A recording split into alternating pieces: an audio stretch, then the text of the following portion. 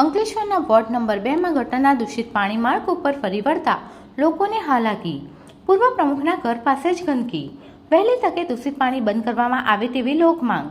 અંકલેશ્વર શહેરના ward number 2 માં પૂર્વ પાલિકા પ્રમુખના ઘર પાસે દૂષિત પાણી માર્ગ ઉપર ફરી વળતા લોકોને હાલાકી વેઠવાનો વારો આવ્યો છે।